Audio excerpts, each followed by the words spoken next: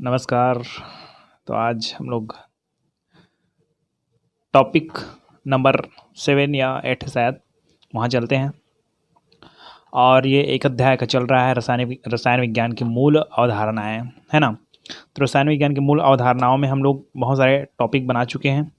तो वहाँ पर आप डिस्क्रिप्शन बॉक्स में जाइए, उसके लिंक दिया गया है ना। तो आगे का जो टॉपिक है वो रासायनिक समीकरण है, और रासायनिक समीकरण को संतुलित कैसे करना है उसके बारे में बताया जा रहा है ना। तो रासायनिक समीकरण कैसे संतुलित करें और रासायनिक समीकरण को संतुलित करने के आवश्यक तत्व क्या क्या है वो सब बताया जाएगा। तो पहले आपको ये बताना है कि रासायनिक समीकरण है क्या, है ना। तो निहित पदार्थ के प्रतीक मान जाइए क्या है, सोडियम कार्बोनेट है, ये H2SO4 है ना। ये क्या है, एक पदार्थ है, एक्चुअली में क्या है, पदार्थ है। तो निहित पदार्थ के प्रतीक जैसे कि ये सोडियम है, सोडियम का प्रतीक कौन है, Na है ना। कार्बन का प्रतीक कौन है, C है। हाइड्रोजन का प्रतीक कौन है, H है। तो निहित पदार्थ, ये जो पदार्थ है उस पदार्थ के प्रतीक, निहित पदार्थ के प्रतीक एवं सूत्रों के पदों में, है ना। निहित पदार्थ के जो पदार्थ है उस निहित पदार्थ के जो प्रतीक है एवं जो सूत्र है, यह सूत्र बन गया जैसे कि Na2CO3, ये सोडियम कार्बोनेट का सूत्र बन गया, ठीक है। ये सल्फ्यूरिक अम्ल का सूत्र बन गया, ओके। तो निहित पदार्थों के प्रतीकों एवं सूत्रों के पदों में, प्रतीक एवं सूत्र, ये जो सूत्र है उसके पदों में किसी रासायनिक अभिक्रिया के, कोई भी रासायनिक अभिक्रिया के संक्षिप्त निरूपण, मतलब इन जो प्रक्रिया है, जो प्रतीक है, जो सूत्र है, उसमें कोई ना कोई अभिक्रिया संक्षिप्त रूप से निरूपित की गई है, उसे हम लोग बोलते हैं रासायनिक समीकरण, है ना। मतलब ये सोडियम कार्बोनेट ही किससे क्रिया किया है और सोडियम सल्फेट बनाया, कार्बन डाइऑक्साइड बनाया, जल बनाया। तो इसमें क्या है, एक अभिक्रिया है, रासायनिक अभिक्रिया क्या है, संक्षिप्त निरूपण हुआ है, ठीक है। तो यह है रासायनिक समीकरण क्या है। रासायनिक समीकरण के आवश्यक तत्व, तो आवश्यक तत्व तो बहुत सारे हैं, इसको ज़्यादा बताने की ज़रूरत नहीं है ना। लेकिन एक आध को बताता हूँ कि वास्तव में किसी रासायनिक अभिक्रिया में प्रस्तुत करने के लिए यदि अभिक्रिया नहीं होती है, कोई अभिक्रिया नहीं होती है, तो हम लोग रासायनिक समीकरण नहीं लिख सकते हैं, ठीक है। दूसरा पॉइंट ये है कि रासायनिक समीकरण हमेशा संतुलित होनी चाहिए, अर्थात दोनों तरफ के जो परमाणुओं की संख्या है, किसकी संख्या है, परमाणुओं की संख्या है, वो क्या होना चाहिए, संतुलित होनी चाहिए, ओके। तीसरा पॉइंट ये है कि यह आणविक होना चाहिए। आणविक मतलब जैसे कि जो हाइड्रोजन है, ऑक्सीजन है, नाइट्रोजन है, ये सब आवश्यक जो आणविक रूप में लिखना चाहिए, जैसे कि H2, O2, N2, इसको H को अकेला नहीं लिख सकते, N को अधिकतर 2 में रहता है, ऑक्सीजन अधिकतर 2 में रहता है, ये इस तरह से, ठीक है। ये हो गया रासायनिक समीकरण। अब रासायनिक समीकरण के आवश्यक तत्व रिपीट कर सुन लीजिए, ये ज़्यादा इंपॉर्टेंट नहीं है। अब दूसरा चीज़ आपको ये बताना चाहूँ, ये 6वीं 7वीं आप लोग पढ़े होंगे कि किसको अभिकारक बोलते हैं और किसको उत्पाद बोलते हैं। तो इस तरफ उसको बोलते हैं अभिकारक, ठीक है, और इस तरफ सबको क्या बोलेंगे, उत्पाद, क्या बोलेंगे, उत्पाद। अब हमको रासायनिक समीकरण को क्या करना है, संतुलित करना, रासायनिक समीकरण को संतुलित करना। तो रासायनिक समीकरण को संतुलित करते आ रहे हैं, 6वीं से शुरू किए हैं आप, 6वीं से शुरू किए हैं और आज तक से संतुलित करते ही आ रहे हैं, है ना। और हर बार कुछ न कुछ चीज़ में अटकते हैं। तो इसके लिए बेसिक जानकारी तो दूंगा मैं, सो ध्यान से, केयरफुल से, और केयरफुल रहिए मस्त, और सुनते रहिए कि क्या बताया जा रहा है। पहले तो ये किसी को पूछूंगा कि सोडियम है और ये सल्फेट है, ये दोनों ने क्यों मिला है, सोडियम है और सल्फेट के साथ ही क्यों मिला है, ये नहीं बता पाएंगे बस। तो ये बेसिक नॉलेज आपको दिया जाएगा। चलिए तो कुछ बेसिक नॉलेज देखते हैं। जैसे कि हमारे पास ये है नाइट्रिक अम्ल, है ना, मान लो जाए ये कॉपर नाइट्रेट है ना, ये पोटेशियम सल्फेट। तो एक्चुअली में कुछ क्वेश्चन ऐसे करते हैं बच्चे लोग कि सर ये कॉपर है वो नाइट्रेट के साथ ही क्यों जुड़ा है, ये पोटेशियम है वो सल्फेट के साथ जुड़ा है, कैल्शियम कार्बोनेट के साथ जुड़ा है, सोडियम क्लोरीन के साथ जुड़ा है, तो कैसे जुड़ा है। तो इसको बता दूं कि ये आप बोरबरी के नियम के अनुसार अगर किसी भी तत्व है उसका इलेक्ट्रॉनिक विन्यास निकालते हैं तो उनकी निकलती है संयोजकता। क्या निकलती है, संयोजकता। और संयोजकता निकालने का जो तरीका है वो 9th क्लास में देख चुके हैं, है ना। तो इनकी संयोजकता और इस दोनों तत्वों की संयोजकता होगी वो मिलनी चाहिए, तभी उसके साथ मिलेगा। और एक प्लस आयन होना चाहिए तो एक क्या होना चाहिए, माइनस आयन। तो अब मैं इसको सोडियम क्लोराइड का बना देता हूँ। मान लो जाए सोडियम क्लोरीन के साथ ही क्यों जुड़ती है, अरे सोडियम का परमाणु क्रमांक कितना होता है, 11 होता है। तो इसको हम लोग इलेक्ट्रॉनिक विज्ञान लिखेंगे 2 8 18 32, ये वाला नियम तो आप जानते हो, है ना। इसको 2 8 8 18 32 ऐसा भी हो सकता है ना। चलिए, तो ये जो 11 है, इसको 11 को कितने भागों में बांटना है, देखिए 2, ये 2 हो गया, और 8 8 तो कितना हो गया 10, और 11 में से 10 गया तो कितना बचा, 1, ये लास्ट 1 बचा।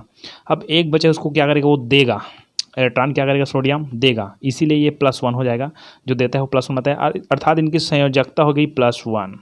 ठीक, अब क्लोरीन के चलते हैं। क्लोरीन का परमाणु क्रमांक कितना है, 17 है। ठीक, इसके इलेक्ट्रॉनिक विन्यास निकालेंगे 2 8 8 2 10 10 7 17। अब 7 इलेक्ट्रॉन देगा तो उसको ज़्यादा तकलीफ होगी, इससे अच्छा है कि वो 1 इलेक्ट्रॉन, क्योंकि 2 8 8 8 होता है ना, 8 में आखिर गैस विन्यास प्राप्त करता है ना, तो इसको 1 इलेक्ट्रॉन लेगा, इसलिए क्या हो जाएगा, ये 8 हो जाएगा। तो समझ रहा है, 2 8 7 था, 17 था ना, तो 1 इलेक्ट्रॉन लेगा तो ये 8 हो जाएगा ना, तब आखिरी गैस विन्यास प्राप्त करेगा था। लेकिन यहाँ पर 1 इलेक्ट्रॉन वो लेता है, इसलिए हो जाएगा -1। तो इनकी संयोजकता -1, इनकी संयोजकता +1। तो क्लोरीन हो गया माइनस और सोडियम हो गया प्लस, इसीलिए जो सोडियम है क्लोरीन के साथ जुड़ता है और सोडियम क्लोराइड बनाता है। तो इसको अगर समझ गए तो ये सब आप समझ गए, ये प्लस आयन हो गया, ये माइनस आयन हो गया, plus ion minus ion plus ion minus ion, बात समझ आ रही है। ओके, एक को बताया तो हमें किसी भी चीज़ का K2SO4। अच्छा, कई जने का माइंड में ये रहता है कि 2 क्यों लगा है सर, है ना। तो बता दो कि पोटेशियम की संयोजकता होता है +1 और इनकी संयोजकता होती है -2, इसीलिए एक पोटेशियम के साथ क्रिया करता है तो ये अपना संयोजकता पूरा नहीं कर पाता है। ये 2 लिखा है, यहाँ पर 1 लिखा है, तो कैसे 1 और 2 कैसे हो सकता है, यहाँ पर भी 2 होना चाहिए था, लेकिन इसके पास केवल 1 ही होता है। अब पोटेशियम का संयोजकता निकाल के दिखाइए बोलेंगे तो आप, चल निकाल के देता हूँ, 19।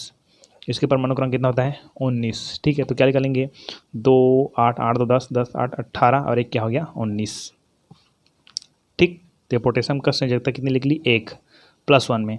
अब सल्फेट का निकालिए, तो सल्फेट का निकालने का एक अलग तरीका है, देखिए मैं सल्फेट के किस तरह से निकाल रहा हूँ, SO4 सल्फर, सल्फर का होता है 16, कितना होता है 16, 16 क्या करेंगे, 2 8 8 2 10, ये 6, तो इसको 6 को 8 करने के लिए कितने की जरूरत पड़ेगी, 2 की जरूरत पड़ेगी, मतलब 2 लेगा, 2 क्या करेगा, लेगा, मतलब इसकी संयोजकता कितना होगा, -2। ठीक, ऑक्सीजन का देखते हैं, तो ऑक्सीजन का देखते हैं तो इसका है परमाणु क्रमांक 8 है, तो 2 और 6, तो ये 6 है तो 8 होने के लिए इसका परमाणु क्रमांक 8 है, इलेक्ट्रॉनिक विन्यास 2 और 6, जबकि यहाँ पर 2 और 8 होना चाहिए, तो यहाँ पर 8 के लिए कितने की जरूरत पड़ेगी, 2, तो इसका भी संयोजकता -2, तो -2 सल्फर का, ठीक है, और -2 ऑक्सीजन का, दिक्कत हो गई, दोनों का -2। तो इसके लिए हमको क्या करना पड़ता है, यदि वो किसी एक को हमको माइनस लेना पड़ेगा और एक को क्या लेना पड़ेगा, प्लस लेना पड़ेगा। ठीक है, तब देखिए, है ना, यहाँ पर, हाँ चलिए, तो सल्फ़र का क्या होता है 16 2 8 6, ठीक, 2 8 6, तो अब का इनकी संयोजकता हम लोग 6 को दे देंगे, इसलिए आ जाएगा +6। ठीक है, और ऑक्सीजन का कितना, ऑक्सीजन का होता है 2 और 6, तो -2, चलिए -2 ले लेते हैं, इसका एक का प्लस लिए हैं तो एक का माइनस लिए हैं, और कितना गुना है, 4 का, 4 दूनी कितना हो गया 8, -8 और +6, -8 और +6, तो क्या होगा -2, तो ये निकल गया सल्फेट का -2, ये बताया था मैंने शुरू में, ये निकल गया -2। ठीक है, और इसका +1, तो एक ही पोटेशियम है और 2 सल्फेट है, सॉरी 2 सल्फेट के संयोजकता 2 है, इसकी संयोजकता 1 है, तो नहीं बन पाएगा, इसके लिए इसको 2 करना पड़ेगा, इसीलिए हमारे पास 2 K2 लिए हैं, मतलब पोटेशियम को दे तो +1 इसका और एक और पोटेशियम का +1, तो ये कुल मिलाकर 2 हो गया, इधर भी 2 हो गया, कंप्लीट। ये कुछ बेसिक नॉलेज है, ठीक है, और हम लोग अब बेसिक नॉलेज कंप्लीट होने के बाद ही हम लोग शुरू करेंगे रासायनिक समीकरण को हल करना। ठीक है, चलिए, तो हमारा पहला नंबर का जो समीकरण है उनको हम लोग शुरू करते हैं, और यहाँ से आप सीखना शुरू करिए कि समीकरण को कैसे संतुलित करते हैं। तो देखिए, बहुत सारे नियम हैं, मैं 2-3 नियम को बताने की कोशिश करूँगा। ठीक है, कैसे, जैसे कि हमारे टीचर ने हमको जिस तरीके से बताया उस तरीके से हम बताएंगे, लेकिन एक्स्ट्रा कुछ और बताएंगे, है ना, कि एक्स्ट्रा आपको क्या ज़रूरी है। तो चलिए पहले देखिए, पहले तो आपको किसी भी बैलेंस को अपने को अगर सुधारना है, संतुलित करना है है ना, बैलेंसिंग करना है, तो आपको सब तत्वों का परमाणु संख्या और परमाणु द्रव्यमान ज्ञात होना चाहिए। परमाणु संख्या ज़्यादा, ठीक है। जैसे कि मैग्नीशियम का है, मैग्नीशियम का होता है 12 होता है, परमाणु संख्या 12 होता है। नाइट्रोजन का आपका हो जाता है 7 हो जाता है। हाइड्रोजन का 1 होता है, ऑक्सीजन का 8 हो जाता है। ऐसा सब आपको याद करना चाहिए, ठीक है। अब ये भी याद होना चाहिए कि अगर संयोजकता कितनी है उसकी, ऐसे आपको अगर संतुलित करने बोला जाएगा तो दिया रहेगा पहले से कि ये इसके साथ जुड़ गया। लेकिन अगर इस तरफ की लाइन को अगर नहीं दिया गया है, अगर आपको बनाना है, तो उस सिचुएशन में आप दिक्कत हो जाएगी कि मैग्नीशियम को हम लोग किसके साथ जोड़े, हाइड्रोजन के साथ जोड़े कि किसके साथ जोड़े। बात समझ आ रही है? तो इस स्थिति में आपको जानना जरूरी है कि मैग्नीशियम कौन सा आयन बनाता है, प्लस आयन बनाता है कि माइनस। अगर इलेक्ट्रॉन देता है तो प्लस आयन बनाता है, और इलेक्ट्रॉन लेता है तो कौन सा आयन बनाता है, माइनस आयन बनाता है। ये तो आप लोग बेसिक नॉलेज आप लोग जानते ही होंगे, है ना। चलिए, तो पहला हमारा जो विधि है ना, उस विधि में चलते हैं, है ना। रासायनिक समीकरण हम लोग लिख लिए, क्या लिख लिए, रासायनिक समीकरण संतुलित करना। तो संतुलित करने की कितने विधियां हैं, ठीक है। तो रासायनिक समीकरण संतुलित करने की 2 विधियां हैं। कितने विधियां हैं, 2 विधियां हैं। पहला विधि का नाम है जांच एवं भूल विधि, जांच एवं भूल विधि। अच्छा, वही है हिट एंड ट्रायल मेथड, उसको अनुमान विधि भी कहते हैं। कौन सी विधि बोलते हैं, अनुमान विधि, ठीक है जी। और दूसरा रासायनिक समीकरण संतुलित करने की विधि है, उसका नाम है आंशिक समीकरण विधि। वैसे 4 नियम है, बहुत सारे और अलग अलग मिलेगा, लेकिन अभी हम लोग केवल 2 ही पढ़ेंगे। आंशिक समीकरण विधि ये ज़्यादा टफ विधि है, ठीक है। अभी हम लोग पढ़े हैं अनुमान विधि। तो हमारा जो पॉइंट है उसका नाम लिख देता हूँ मैं, ठीक है। रासायनिक समीकरण संतुलित करने की विधि जांच एवं भूल विधि, ठीक है। इसको हम लोग बोलते हैं अनुमान विधि, अनुमान विधि, है ना। इसको बोलते हैं हिट एंड ट्रायल मेथड, ठीक।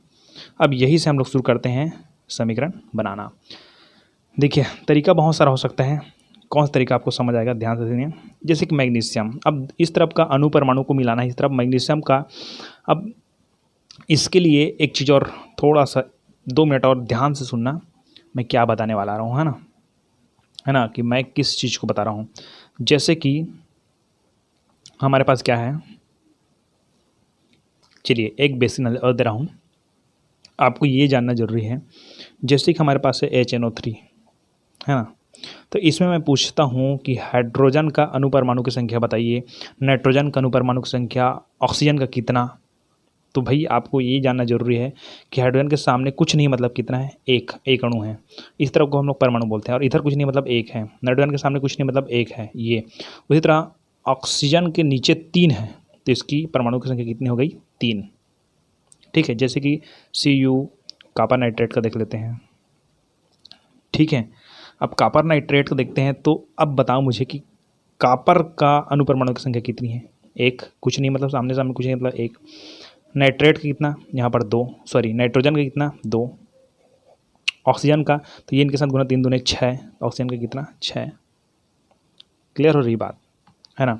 मान जाए 2CuNO3, इसको इसको ट्राई बहुत सारे बोलते हैं अलग अलग टीचर्स। तो देखिए, तो कॉपर का तो 2 हो गया भैया, लेकिन नाइट्रोजन का यहाँ पर 2, ठीक। अब ये गलत हो गया, कैसे, क्योंकि ये 2 इसका है, नाइट्रोजन का ऐसा नहीं, ये 2 है, इसके साथ गुणा करेंगे तो 2, ठीक है। नाइट्रोजन का 2, ये जी 2, नाइट्रोजन के सामने में कुछ नहीं मतलब 1, 1 गुणा 2, इसके साथ गुणा 2 गुणा 2, तो 2 दूनी कितना हो गया, 4, तो नाइट्रोजन का 4, ठीक। ऑक्सीजन का देखते हैं, तो 3 दूने 6, 3 दूने 6, और 6 दूने 12। इस तरह से ये ऑक्सीजन का हो गया, ठीक है ना। तो इस तरह से आपको समझना है कि ये जो सामने में रखा हुआ है सबके लिए है, ठीक। अब हम लोग चलते हैं समीकरण। इतने कहते कहते बहुत देर तक मैंने बेसिक नॉलेज दी है ना। और यहाँ हम लोग चलते हैं इसमें, इसको एक बार मैं फिर से लिख देता हूँ, ठीक है। तो हमारे पास है Mg3, है ना, मैग्नीशियम का 3, नाइट्रोजन N2 प्लस H2O, है ना, और MgOH2NH3, इसको हम संतुलित करते हैं। देखिए, ध्यान देखिए, है ना। तो सबसे पहले आपको ये बताना जरूरी है कि मैग्नीशियम है वो ये इसके अंदर में है, बाहर में नहीं, ठीक है। इनके साथ क्यों जुड़ा है, हाइड्रोक्साइड के साथ क्यों जुड़ा है?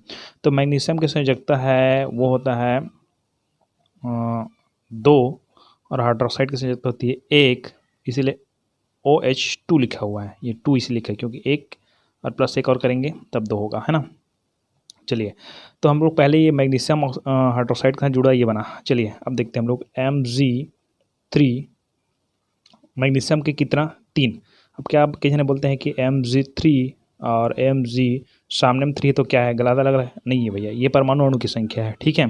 तो आप लोग क्लियर करिएगा, है ना। तो Mg3 और ये मैग्नीशियम का अनुमान लगाना है कि हम कितने मैग्नीशियम है हमारे पास। इधर 3 है, इधर केवल 1 ही है, तो यहाँ पर 3 लगाएंगे, ठीक ना। अब ये तो नॉर्मल अनुमान लगाने है, लेकिन जो मेथड बता रहा हूँ उसको समझना ध्यान से, है ना। तो Mg3N2 प्लस, अच्छा ये H2O को हम लोग लिख सकते हैं HOH के रूप में, एक तरीका है ना, इसको समझना आपको, ठीक। और 3Mg, अभी इसको छोड़िए, ये 3 को छोड़िए, ठीक है, MgOH2, ठीक। अब आपको ये समझना है कि मैग्नीशियम, एक मैग्नीशियम है वो 2 हाइड्रोक्साइड लिया है। कितना हाइड्रोक्साइड लिया है? 2 हाइड्रोक्साइड लिया है। ये जो मैग्नीशियम है इस जल से हाइड्रोक्साइड लिया है, तो कितना? 2। तो हमको कितना लिखना है? 1 और ये 2। एक हाइड्रोक्साइड ये हो गया, एक हाइड्रोक्साइड ये हो गया। चलिए 2 हाइड्रोक्साइड ले लिया, है ना। अब 2 हाइड्रोक्साइड ले लिया तो ये केवल हाइड्रोक्साइड बस नहीं है, इसके साथ एक हाइड्रोजन और जुड़ा है सामने में, तो इसके साथ भी एक हाइड्रोजन जुड़ा रहेगा, है कि नहीं। तो हमारे पास ये 2 हाइड्रोक्साइड लिए बाहर, तो यहाँ पर 2 हाइड्रोक्साइड। अब बचा क्या हमारे पास? बचा है एक हाइड्रोजन और एक इधर हाइड्रोजन बचा हुआ है, ठीक है ना। तो हाइड्रोजन और नाइट्रोजन मिलकर क्या बनाता है भाई? ये बनाता है अमोनिया। क्या बनाता है? अमोनिया। अब यहाँ अमोनिया बना दिया गया है, चलो, है ना। तब इसी को देखकर हम लोग जानते हैं कि इसका संयोजकता कितनी है। चलिए मैग्नीशियम का 3 है इधर, तो मैग्नीशियम का कितना है? 1 था। अब इसको हम लोग 3 कर देते हैं। अब देखिए 3 हो गया। अब क्या होगा कि मैग्नीशियम का अगर 3 है, मैग्नीशियम का 3 है, ये तो कंप्लीट हो गया, लेकिन बैलेंस इधर का बिगड़ गया। ये ऑक्सीजन का मान लो बोलेंगे तो 3, हाइड्रोजन का बोलेंगे 3, और 3 का इसके साथ मल्टीप्लाई मतलब गुना है, तो क्या हो जाएगा? 3 दूने 6, 3 दूने 6। बात समझ आ रही है। तो ये हाइड्रोजन है उसका 6, ऑक्सीजन का 6, या हाइड्रोक्साइड का डायरेक्टली 6 कह सकते हैं, है ना। तब हाइड्रोक्साइड का 6 चाहिए अपने को, और इधर केवल कितना है? 2 ही बस है। कितना है भाई? 2 ही है। बात समझ आ रही है। और चाहिए कितना अपने को? 6 चाहिए। बात समझ रही है। तो 4 और ले लो, ये 2, ये 3 और ये 4, ठीक। तो 1 2 3 4 5 6 तो हम निकाल लिए भैया, लेकिन इनके साथ एक एक क्या जुड़ा हुआ है भाई? हाइड्रोजन जुड़ा हुआ है, ये भी याद रखिएगा, है ना। अब दिक्कत क्या है? ये एक मेथड है ना, चाहता तो मैं डायरेक्टली ना अनुमान लगा बना सकता था, इसको थोड़ा समझाने के लिए। तो 1 2 3 4 5 और 6 हाइड्रोजन इधर है। अब इसका क्या करें? इसका तो कोई यूज़ ही नहीं हो रहा है। तो यही जो हाइड्रोजन है इसको यहाँ ले गए थे, 3 हाइड्रोजन ले गए थे, है ना। इसी में हम इसको खर्च करेंगे, है ना। तो पहले मैग्नीशियम को मिला लिए, ठीक। नाइट्रोजन का निकाल लिए, 2 है क्या? इधर कितना है? 1 ही नाइट्रोजन है, 2 कर दीजिए इसको सामने से। समझ आ रहा है। अब क्या हो गया कि नाइट्रोजन 2 क्लियर। हाइड्रोजन को मिलाते हैं फिर, 3 दूने 6, 3 दूने 6 हाइड्रोजन, ठीक। और ये हाइड्रोजन का 2, ये 2 है ना, हाइड्रोजन का 2 जी, और ये 3 के साथ और मल्टीप्लाई है, तो 2 और 3 दूने 6, तो 6 कितना हो गया भाई? 12 हो गया, हाइड्रोजन का 12। अब मिलाइए, 1 2 3 4 5 6 7 8 9 10 11 12, कंप्लीट हमारे पास 12 इधर हाइड्रोजन है और कंप्लीट 12 इधर हाइड्रोजन है। तो ऐसे मत लिख देना पेपर में, है ना, ठीक है। ये हाइड्रोजन को लाइन से लिखेगा, ये हाइड्रोक्साइड को लाइन से कैसे लिखेगा? तो ये क्या था भाई, इसका बाप कौन था, H2O था क्या, तो इसको हम लोग H2O लिखेंगे, ठीक। और हमारे पास कुल कितने हाइड्रोजन थे और कितने ऑक्सीजन थे, तो 1 2 3 4 5 6 ऑक्सीजन थे, तो इसे 6 इधर नहीं लिख लेना है, ठीक है। तो इसको हम लोग सामने लिखते हैं, 6 ऑक्सीजन है तो हाइड्रोजन को गिनने की ज़रूरत नहीं है, 6 दूनी 12। तो हमारा जो बैलेंस है इस तरह से हो जाएगा Mg3, है ना, Mg3, ये प्लस में नहीं है जी, Mg3N2 plus H2O MgOH 3MgOH2 plus NH3, तो ये 2NH3 हो जाएगा। आप बैलेंस करिए, मैग्नीशियम का 3, मैग्नीशियम का 3, नाइट्रोजन का 2, नाइट्रोजन का 2, हाइड्रोजन यहाँ पर 6, हाइड्रोजन का 6 दूने 12, 3 दूने 6 और 2 3 दूने 6, 6 6 12, ठीक। ऑक्सीजन का 6, ऑक्सीजन का इधर से 2 और 3 दूने 6, ये कंप्लीट आपका बैलेंसिंग का क्रिया हो गई। चलिए दूसरा देखते हैं, चलिए दूसरा बैलेंस देखते हैं ना। हमारे पास कैल्शियम है और ये H2O है, कैल्शियम हाइड्रोक्साइड बना दिया ये, है ना। तो बात क्या है, अपने पास कैल्शियम इधर कर दीजिए Ca प्लस इसको HOH ऐसे लिखते हैं, ये मेरा नियम बन गया एक प्रकार से कहा जाए, है ना। तो ये जो कैल्शियम है वो कितना हाइड्रोक्साइड लिया भाई, 2 हाइड्रोक्साइड लिया, ठीक है। तो हमारे पास 2 हाइड्रोक्साइड लिख दीजिए, 1 और 2, ठीक है ना भाई।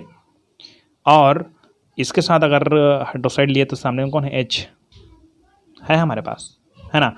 तो 2 हाइड्रोक्साइड ले लिया, ये 2 हाइड्रोक्साइड ले लिया, कौन, ये कैल्शियम, है कि नहीं। अब हमारे पास 1 और 2 हाइड्रोजन बचा क्या, 2 हाइड्रोजन बचा क्या, समझ रही है, कितना हाइड्रोजन बचा है, 2 हाइड्रोजन बचा है, तो 2 हाइड्रोजन बाहर निकल गया, 2 हाइड्रोजन क्या हो गया, बाहर निकल गया, है कि नहीं। अब देखो इसको Ca, ठीक है, और 1 2 3 4 हाइड्रोजन है भाई हमारे पास, याद रखना, ठीक है। तो इसको क्या लिखेंगे, 2H2O इंटू, सॉरी ये तीर का निशान है, OH2 प्लस H2। अब ये देखिए आप, कैल्शियम 1 है, कैल्शियम 1 है कंप्लीट, 2 दूने 4 है हाइड्रोजन, और इधर हाइड्रोजन 2 है, इधर हाइड्रोजन 2 है, ठीक है। और हाइड्रोजन इधर 2 है, 2 2 कितना हो गया, 4 हो गया। और ये ऑक्सीजन 2 है, इधर भी ऑक्सीजन 2 है, ये हो गया बैलेंसिंग कंप्लीट, ठीक है। क्लियर, समझ आएगा आपको, है ना। चलिए आगे और बढ़ते हैं, अभी सरल सरल बता रहा हूँ, कठिन आएगा आगे, है ना। चलिए ये एल्यूमिनियम है और इनके 4 और ये क्या है, कार्बन है, तो किसके 3 है, और H2O ये दिख तो रहा है ना, एल्यूमिनियम 4, ये कार्बन 3, H2O एल्यूमिनियम, ये हाइड्रोक्साइड को ले लेता है। चलिए फिर यही, चलिए हम लोग, ठीक है, एल्यूमिनियम का 4 लिख देते हैं, कार्बन का 3 लिख देते हैं, और इसको H2O लिख देते हैं, तो इसको HOH लिख देते हैं, है ना। और ये एल्यूमिनियम OH3, तो ये एल्यूमिनियम है वो 3 हाइड्रोक्साइड लिया है, तो इसको ये 2 और ये 3, इसके साथ कौन जुड़ा है बोलेंगे, हाइड्रोजन, ठीक। अब यहाँ पर ये तीनों का यूज़ हो गया, है कि नहीं, तीनों का यूज़ हो गया। अब हमारे पास क्या बचा भाई, अच्छा एक चीज़ और देखिए, एल्यूमिनियम का यूज़ हो गया, इसका यूज़ हो गया, चलिए हाइड्रोक्साइड भी यहाँ पर यूज़ हो गया, ओके। बचा कौन, हाइड्रोजन, और कौन बचा, कार्बन। तो पहले हमको ये बताना है कि ये मेथेन बनाता है, क्या बनाता है, मेथेन, है कि नहीं। अब आपको दिक्कत यहाँ पर होगी कि मेथेन बनाता है, तो हम लोग कैसे डायरेक्टली जान गए भाई मेथेन बनाता है, भाई ये कार्बन बचा है, हाइड्रोजन बचा है, ठीक है, CH बता हुआ है, मतलब या तो कुछ ना कुछ ये हाइड्रोकार्बन तो बनाएगा क्या, ठीक है। तो CH4 बना दिया, तो अब बनाने से कोई बड़ी बात नहीं है, इसको क्या करना पड़ेगा, बैलेंस करना पड़ेगा, ठीक है। तो ये जो एल्यूमिनियम के 4 है, तो हम लोग एल्यूमिनियम के 4 इधर पीछे तरफ नहीं लिख सकते, याद रखना, ठीक है। क्यों लिख सकते हैं, अब 9वीं 10वीं पढ़े होंगे, तो हम लोग 4 यहाँ लिख देते हैं, ओके। ये एल्यूमिनियम 4 हो गया कंप्लीट, ठीक। लेकिन यहाँ से इसके साथ मल्टीप्लाई हो गया 3 के साथ, तो भैया ये ऑक्सीजन है और हाइड्रोजन, इसकी मात्रा तो बढ़ गई ना, बढ़ गई नहीं, ठीक है। अब देखिए ध्यान से इसको, है ना, यहीं पर आता है एक नया ट्विस्ट, ठीक है। चलिए तो ये हो गया 4 तिया 12, 4 तिया 12, 12 हाइड्रोजन भैया, और 4 और अलग से यहाँ पास से और है। हाइड्रोक्साइड को मानेंगे एक साथ तो भैया 4 तिया 12 हाइड्रोक्साइड हो गया। 12 लिखो भाई डायरेक्टली। तो हमारे पास तो 1 2 3 ही माने थे क्या शुरू में। अब हमको 12 मानना है तो यहाँ यहाँ इधर जगह नहीं है भैया, आप तो जानते हो इधर दूसरा सवाल आ गया है। तो मैं डायरेक्टली यहाँ पर लिख देता हूँ 12। क्या लिख देता हूँ मैं 12। बात समझ आई? ठीक है, तो 12 12 H2O समझ आया। तो एल्यूमिनियम का 4, एल्यूमिनियम का 4। ठीक, कार्बन का 3। अब देखो इधर कार्बन का एक 3 डाल दो सामने में, और क्या है ना। तो ये हो गया 4 तिया 12, 4 तिया 12 हाइड्रोजन का। ठीक, इधर देखिए तो 3 है, इसके साथ मल्टीप्लाई के 4 के साथ 4 तिया 12, 12 हाइड्रोजन। तो 12 12 कितना हो गया 24 हाइड्रोजन। तो ये है 12 H2O लिखा हुआ है क्या। तो 12 दूनी कितना हो गया 24 हाइड्रोजन आ गया। क्या इधर भी हाइड्रोजन की संख्या 24, इधर भी हाइड्रोजन का कितना 24। संख्या नहीं बढ़ेंगे उसका परमाणु के परमाणु है ना। क्लियर हो गया। अब मिलाइए सबको। एल्यूमिनियम का 4, एल्यूमिनियम का 4 ओके। कार्बन का 3, कार्बन का 3 ओके। हाइड्रोजन का 24, हाइड्रोजन का इधर भी 24। क्लियर तो हो गया, और क्या दिक्कत है। ठीक है, इस तरह से आप लोग क्या करेंगे अनुमान लगाएंगे। ठीक है, आगे और चलते हैं हम लोग, है ना। इस तरह से ये फास्फेट वाला सिस्टम देखते हैं। इसमें भी बहुत सारी दिक्कत आती है बहुत जने को बनाने में। तो चलिए देखिए हम लोग लगभग क्या करोगे। इसमें क्या करोगे आप H3PO3 है ना, H3PO4 प्लस PH3। तो आपको क्या करना है कि इसको क्रॉस मल्टीप्लिकेशन कर देना है। क्रॉस मतलब इधर देखिए 3, इधर क्या है 4, इसको इनसे गुना कर दीजिए और 3 को इनसे गुना कर दीजिए। क्रॉस मल्टीप्लिकेशन है ना। कैसे, ये 3 है इसको सामने से गुना कर दीजिए, 4 को सामने से। तो यहाँ पर करिए 4 H3PO3 और ये 3 को इनके साथ गुना करेंगे तो 3 H3PO4 प्लस PH3 एक लाइन में। ठीक, 4 तिया 12 हाइड्रोजन, फास्फोरस 4, ऑक्सीजन 4 तिया 12 है ना। 3 त्रिक 9 ऑक्सीजन सॉरी हाइड्रोजन, और ये 3 है, 3 और हाइड्रोजन जोड़ देते हैं तो ये हो जाएगा 12। ठीक, फास्फोरस 3, फास्फोरस 3 सॉरी हाँ 3, और 3 के साथ एक यहाँ पर और है तो 3 और 1 एक हो गया 4, फास्फोरस 4, फास्फोरस इधर भी 4 है, फास्फोरस इधर भी 4 है। ऑक्सीजन 4 तिया 12, ऑक्सीजन देखिए 4 तिया 12, ये कंप्लीट हो गया एक लाइन में सॉल्व। ठीक है ना, आगे और बढ़ते हैं। चलिए एक नया क्वेश्चन करते हैं, है ना। तो ये जो पोटेशियम ये बड़ा है में पोटेशियम जो ये मैग्नीज है ना, है ना, इसको क्लियर करवाते हैं ना। तो देखिए, तो सबसे पहले आपको ये क्लियर करिए आप कि एक्चुअली में ये कौन किसके साथ जुड़ता है। तो आपको बता दूं कि जो ये है पोटेशियम है ये, ठीक है, प्लस HCl। तो क्या होता है कि जो पोटेशियम है वो क्लोरीन से क्रिया करता है और ये पोटेशियम क्लोराइड बनाता है कि नहीं। तो ये जो पोटेशियम है वो एक क्लोरीन ले लिया, ठीक है, और ये जो Mn है, ये जो Mn है वो फिर क्लोरीन से क्रिया करता है, वो बनाता है MnCl2। और ये क्यों बनाता है Cl2 इसको ही बता दूं कि इनकी संयोजकता 2 होती है और इनकी संयोजकता 1 होती है, इसीलिए यहाँ पर 2 लगा हुआ है। क्लियर हो गया, है ना। चलिए, तो एक बात हम लोग पहले क्लियर कर लेते हैं, इसको हम लोग आगे बढ़ते जाएंगे। तो यहाँ पर पोटेशियम उसने एक क्लोरीन लिया, मैग्नीज ने 2 क्लोरीन ले लिया, बट हमारे पास केवल एक ही क्लोरीन है ना, तो हमको 2 क्लोरीन चाहिए ना, इधर 2 क्लोरीन, तो 2 क्लोरीन बढ़ाएंगे, 1 और ये 2। क्लियर हो गई बात, है ना। अब क्या करना है अपने को कि अगर क्लोरीन के साथ हाइड्रोजन जुड़ा है उसको लिखना जरूरी है ना। तो ये हाइड्रोजन ओके। ठीक, तो हमको कितने क्लोरीन का यूज़ हो गया हमारे लिए 3 क्लोरीन, ये 2 और ये 3 क्लोरीन का यूज़ हो गया। चलिए चलते हैं, ठीक है आगे। आगे हमारे पास क्या क्या बचा, क्लोरीन, ये जो पोटेशियम है वो निकल गया, मैग्नीशियम भी निकल गया। हाँ, बचा हमारे पास क्या है, ऑक्सीजन। कितनी है, 4। ये क्या है, हाइड्रोजन, 1 2 3, 3 हाइड्रोजन है हमारे पास और ये 4 ऑक्सीजन है। तो एक चीज़ तो आप अच्छी तरह से जानते हो कि हाइड्रोजन और ऑक्सीजन जहाँ पर मिलता है वहाँ पर क्या बना देता है, पानी बनाता है। क्या बनाता है, पानी बनाता है। अब दिक्कत कहाँ पर आ रही है, दिक्कत यहाँ पर आ रही थी, हमारे पास ऑक्सीजन 4 है, ऑक्सीजन यहाँ पर 1 लिखे हम लोग, हाइड्रोजन हमारे पास 3 है और हाइड्रोजन हमारे पास 2 लिखे हैं। तो पहले हम लोग ऑक्सीजन को बैलेंस कर देते हैं, ये 4 ये कर देते हैं। ओके, अब देखिए क्लोरीन का क्लियर हो गया, हाइड्रोजन का देखते हैं, ऑक्सीजन का क्लियर कैसे हुआ, 4 लिख लिए ना, तो 4 ऑक्सीजन है ना, क्लियर हो गया ना। अब हाइड्रोजन देखिए, 1 2 3, 3 बस ही हाइड्रोजन है हमारे पास और 4 दूने 8 हाइड्रोजन है, मतलब 3 ही हाइड्रोजन है हमारे पास और इस तरफ कितने हैं, 8 हाइड्रोजन है। तो कितने हाइड्रोजन की जरूरत पड़ेगी हमको, 5 हाइड्रोजन की जरूरत पड़ेगी। तो 5 हाइड्रोजन चाहिए, 1 ये 2 ये 3 ये 4 ये 5 हाइड्रोजन की जरूरत पड़ेगी। अब दिक्कत कहाँ है, दिक्कत यहाँ है कि हाइड्रोजन उसके साथ क्या रहता है, क्लोरीन। कौन रहता है, क्लोरीन। ओके, ये जन्म जन्म का साथी है जो उनको छुड़वाना नहीं है ना। ये अलग से कुछ नियम है इस तरह से बनाने का एक तरीका।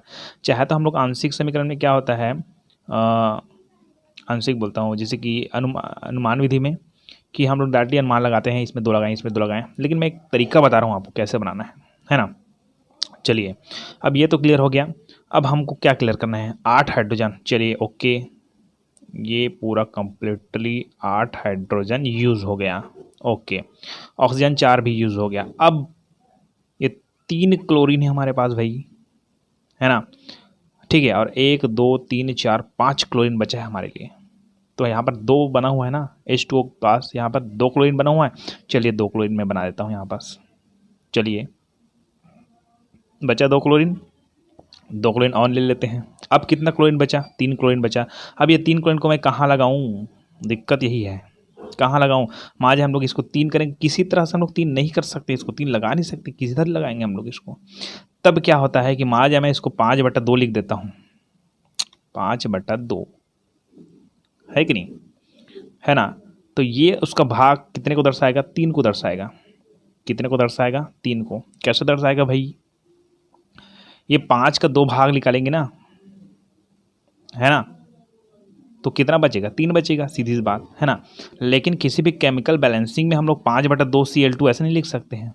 तो क्या करेंगे, पूरा इस समीकरण को हम लोग अगर 2 से ये भाग दे देंगे, सॉरी 2 से गुणा कर देंगे, है ना, तो हमारा पॉइंट आ जाएगा। देखिए इसको 2 से गुणा करेंगे तो 2KMnO4, ठीक है, और ये कितना है, कितना HCl है पूरा कंप्लीट मिला के, 8 है ना, 8 HCl है ना, ठीक है ना, इधर 8 Cl और 8 हाइड्रोजन, तो 8 HCl, 8 HCl, ठीक। तो 2KMnO4 प्लस, ये थोड़ा रफ कर ज़्यादा हो जाता है, 2KMnO4 प्लस, है ना, 8 HCl, ये, और फिर इसको 2 से गुना कर दिया ना, तो 2 से गुना किया तो क्या हो गया, पहले इसको 2 से गुना किया तो 2 यहाँ पर आ गया। अब सबको गुना करना है 2 से, तो 8 दूने कितना हो गया, 16 HCl, ठीक है। ये आगे चलिए, यहाँ पर KCl है तो 2KCl प्लस MnCl2 है, तो 2 से गुना कर रहे हैं तो 2MnCl2 प्लस, इसको 2 से गुना करते हैं, 4 दूने 8 H2O प्लस, यहाँ पर 2 गुना करेंगे तो क्या बन जाएगा, केवल कितना बचेगा, 5 दूने 10 हो जाएगा ना, 5/2 गुणित 2 करेंगे तो ये 2 कट जाएगा, 5 बटेगा, या तो 5 दूने 10 करेंगे ऐसे, 10/2, 2 पंचे 10, 5 आया ना, तो 5Cl2 बचा। क्लियर हो गया आपको, नहीं हुआ, चलिए देखिए देखते हैं। 2KMnO4, इसको बड़ा M करना है ना, मैं छोटा लिख देता हूँ, O4 plus 60 HCl, 2KCl plus 2MnCl2 plus H2O, 8H2O plus 5Cl2, Mn, sorry K को भूल गया क्या मैं, 2KMnO4 ठीक। ये पोटेशियम का 2, पोटेशियम का 2, ठीक। मैग्नीज का 2, मैग्नीज का 2, क्लियर। ऑक्सीजन का देखिए तो 4 दूने 8, ऑक्सीजन का कितना 8, और इधर देखिए ऑक्सीजन का 8। हाइड्रोजन का 16, तो हाइड्रोजन का देखिए हम लोग यहाँ पर 8, 8 दूने 16। क्लोरीन का 16, तो क्लोरीन के निकालते हैं 1, 2 1 3, 3 और 5 दूने 10, सॉरी 3 नहीं लिख लेगा, यहाँ पर 2 है ना, तो क्लोरीन का 2 और इधर फिर 2 है, तो 2 दूने 4, तो 4 2 6 लिख लेगा। कितना लिख लेगा 6, और ये हो गया 5 दूने 10, तो कुल मिलाकर कितना हो गया 16। क्लियर हो गया, हुआ क्लियर। पोटेशियम का 2, मैग्नीज का 2, ऑक्सीजन का 8, हाइड्रोजन का 16 है ना, क्लोरीन का 16, ठीक है। इधर देखें पोटेशियम का 2, क्लोरीन का 2, 2 दूने 4, 4 2 6 और 5 दूने 10, तो 10 6 कितना हो गया 16। मैग्नीज का देखें तो 2,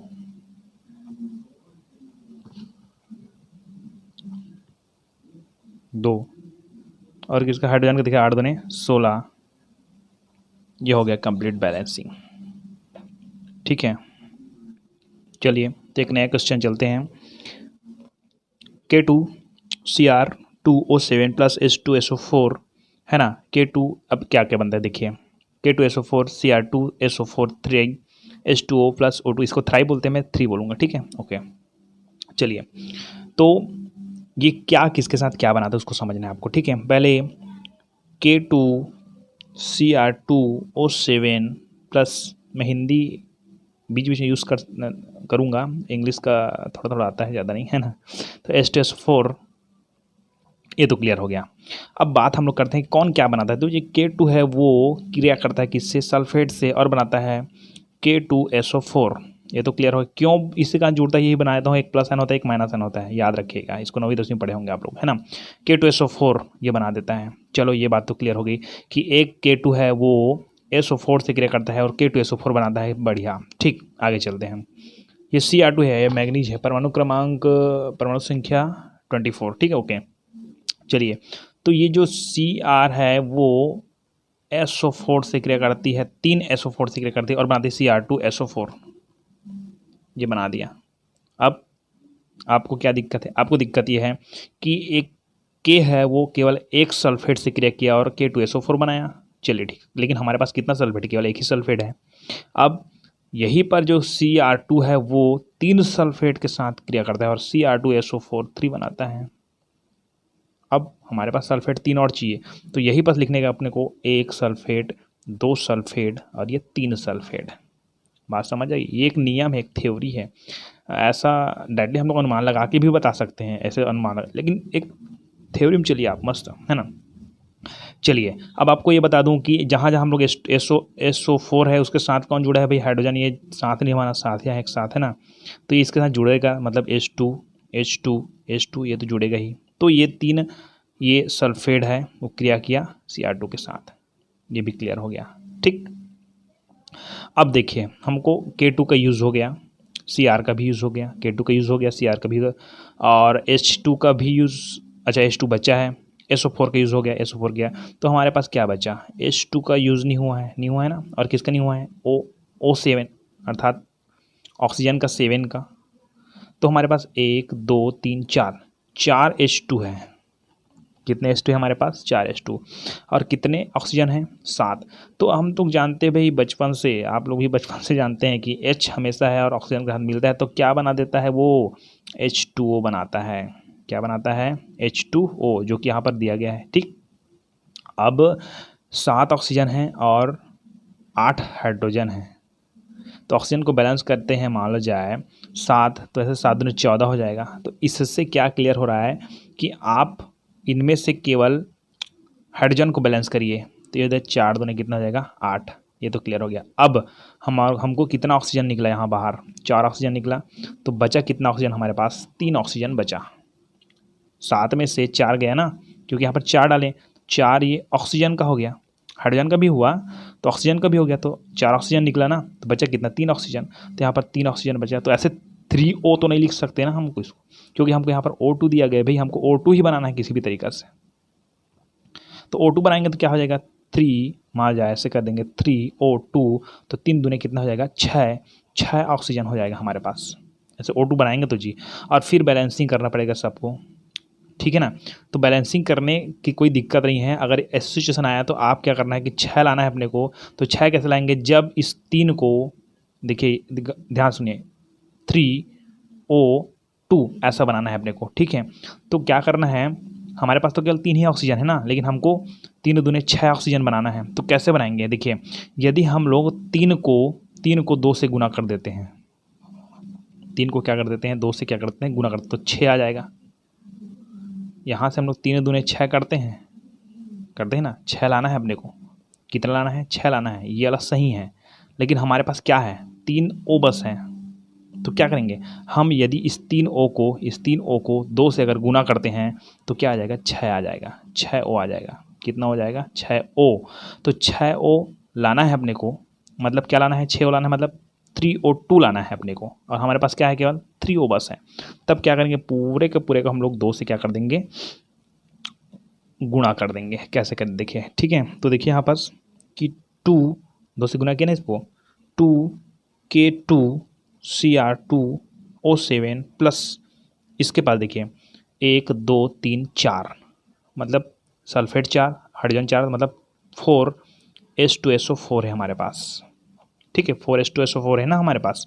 तो इसको 2 से गुना करेंगे तो 4 दूनी कितना देगा, 8। तो 8H2SO4, आगे बढ़िए, इसको 2 से गुना करते हैं, 2K2SO4 प्लस Cr को फिर 2 से, 2Cr2SO4 3, ठीक। और इसको प्लस ये 4 है क्या, 2 से गुना करना है, तो 2 4 दूने 8 H2O प्लस इसको यदि हम लोग 2 से गुणा करते हैं, किससे गुणा करते हैं, 2 से, तो 2 से गुणा करेंगे तो 3 दूने कितना आ जाएगा, 6, 3 दूने कितना आ जाएगा, 6O। तो 6O ना लिखकर हम लोग इसको लिख सकते हैं 3O2 लिख सकते हैं। बैलेंस चेक करिए, यहाँ से, ठीक है।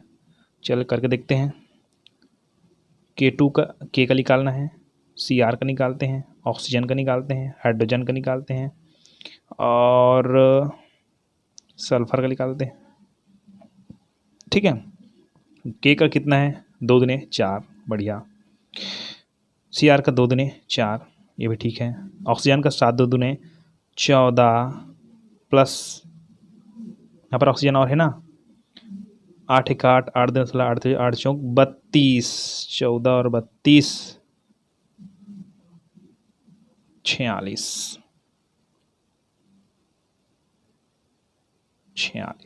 ठीक। सल्फेट अलग अलग गिन सकते हैं, लेकिन यहाँ पर हम लोग पूरा कंप्लीट दे देंगे। हाइड्रोजन का देखें तो 8 दूने 16, क्या सल्फर का कितना है, 8, ठीक, ओके। यहाँ देखिए कि इसका 2 दूने 4, Cr का देखें तो Cr का कितना है, 2 दूने 4।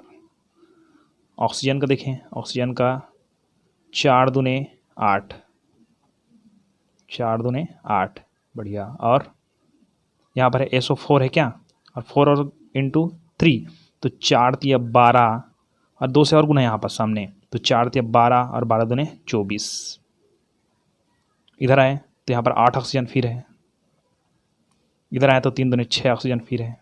तो कुल मिलाकर 8 और दूने 16, 16 4 20, और 20 6 26 का 6 यहाँ से लाया 2 2 2 4, तो ये हो गया ऑक्सीजन 46, ठीक।